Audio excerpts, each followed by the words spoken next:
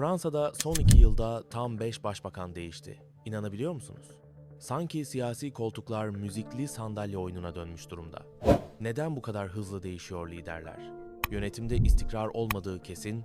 Şimdi içinizden sadece ekonomi mi bu kaosun sebebi diye sorabilirsiniz. Haklısınız, siyasi huzursuzluğun arkasında ekonomik krizle iç içe geçmiş sosyal çatışmalar, göç tartışmaları ve tabii ki yaşlanan nüfus var. Yani bir domino etkisi. Düşünün, her yeni başbakan "ben çözeceğim" diye geliyor ama kısa sürede kendini bir çıkmazda buluyor. Hani şu, önceki hükümetten kalan enkaz klişesi var ya, burada gerçek oluyor. Peki siz olsanız, böylesine kırılgan bir zeminde ülkeyi yönetmek ister miydiniz? Hadi dürüst olalım, çoğumuz sabah işe gitmek için bile 2 kere düşünürken Fransa'da başbakanlık koltuğuna oturmak cesaret ister. Bu siyasi kararsızlık sadece Fransa'nın değil, bir anlamda tüm gelişmiş ülkelerin başını ağrıtıyor. Ama Fransa sanki her krizi daha yüksek sesle yaşıyor. Şimdi biraz daha derine inelim ve bu siyasi çalkantının kalbindeki ekonomik zorluklara bakalım. Fransa ekonomisi son 20 yıldır neredeyse yerinde sayıyor. Şimdi durgunluk kötüdür diyebilirsiniz ama aslında kalıcı refah seviyesinde donmak çoğu ülke için lüks sayılır. Fakat Fransa'da işler öyle basit değil. Buradaki temel problem, demografi. Fransızların %22'si 65 yaş üstünde. Yani 15 milyon kişi ve bu oran sürekli artıyor.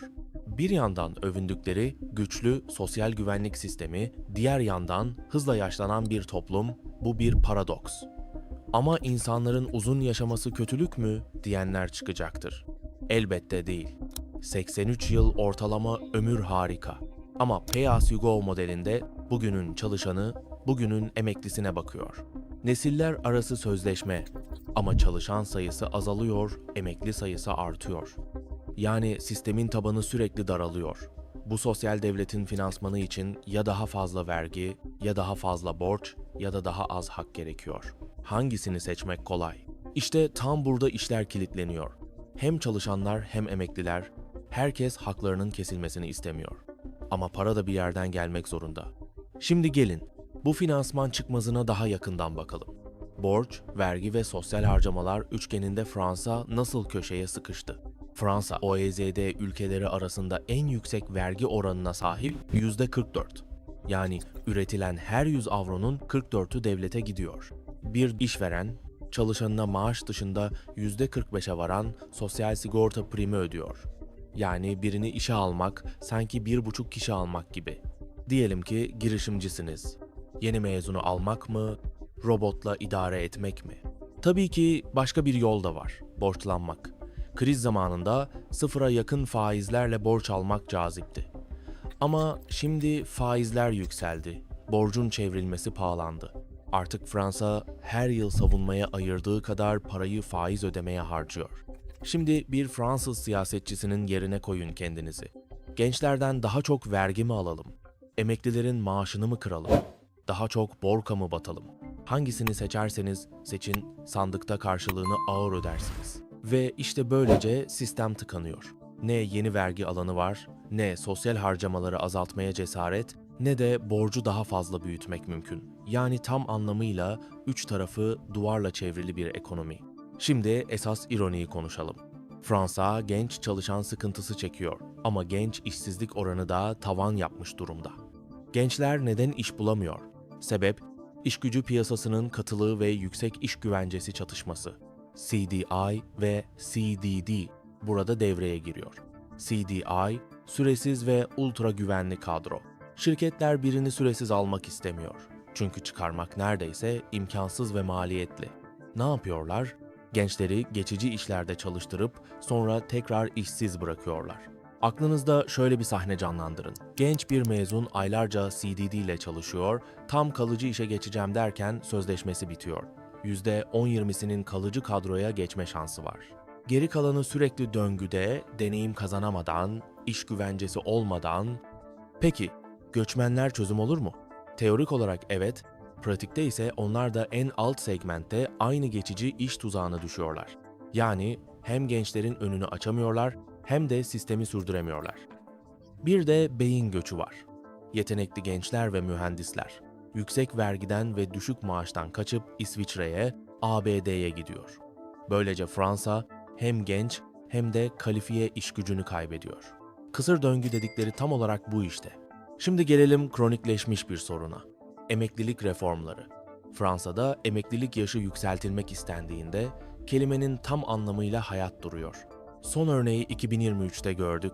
Macron'un 62'den 64'e çıkarmak istediği reformda ülke günlerce greve gitti. Article 49.3 diye bir anayasa maddesi var. Meclisi bypass edip yasayı doğrudan geçirmek için başbakan kullanabiliyor. Düşünün, demokraside bir tür nükleer seçenek. Ama bu, halkın öfkesini ikiye katlıyor. Bir kez daha sokaklar doldu, çöp toplama durdu, ülke kilitlendi.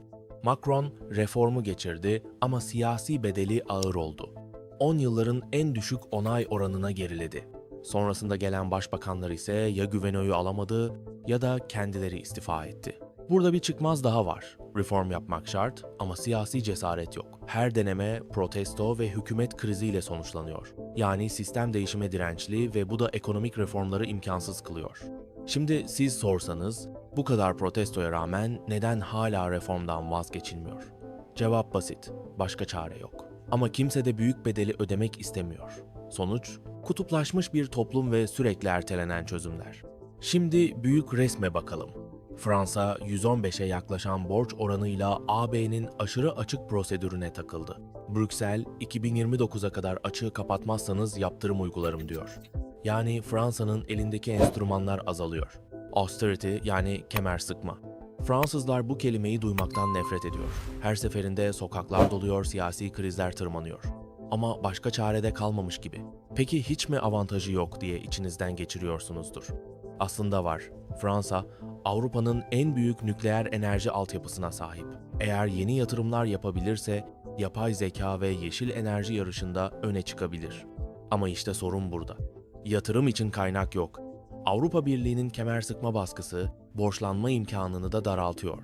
Bir bakıma Fransa, bir yandan fırsatlara göz kırpıyor, diğer yandan mevcut yüklerin altında eziliyor. Sonuç olarak önümüzdeki yıllarda ya politik cesaret ya da ekonomik zorunluluklar Fransa'yı köklü değişime zorlayacak.